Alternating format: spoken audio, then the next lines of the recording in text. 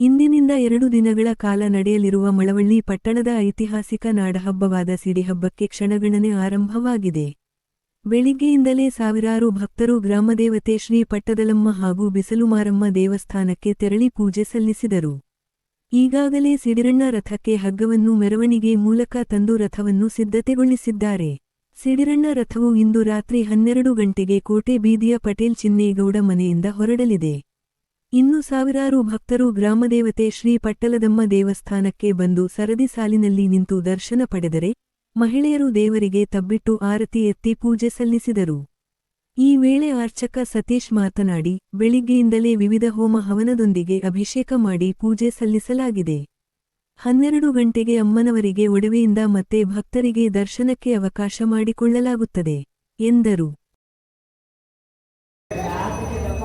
ಸಿಡಿ ಹಬ್ಬದ ಅಂಗವಾಗಿ ಪ್ರತಿ ವರ್ಷದಂತೆ ಬೆಳಗ್ಗೆ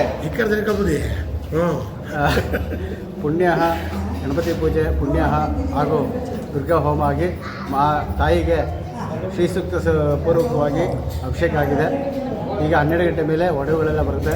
ಬಂದಮೇಲೆ ಅಲಂಕಾರ ಮಹಾಮಹಾಂಗಳಾರತಿ ಎಲ್ಲ ಮಧ್ಯಾಹ್ನ 1 ಗಂಟೆಗೆ ಆಗುತ್ತೆ. ಸಾವಿರಾರು ಜನ ಭಕ್ತಾದಿಗಳು ಬಂದು ದರ್ಶನ ಮಾಡಿದ್ದಾರೆ.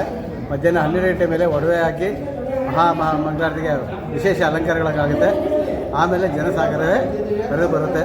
ಎಲ್ಲ ಭಕ್ತಾದಿಗಳಿಗೂ ಗ್ರಾಮ ದೇವತೆ ಆದಂಥ ಪಟ್ಟಲದಮ್ಮನವರು ಆಯಸ್ಸು ಆರೋಗ್ಯ ಐಶ್ವರ್ಯ ಕೊಟ್ಟು ಕಾಪಾಡಲಿ ಅಂತ ಮನಸ್ಸಿನಲ್ಲಿ ಪ್ರಾರ್ಥನೆ ಮಾಡ್ತೀವಿ.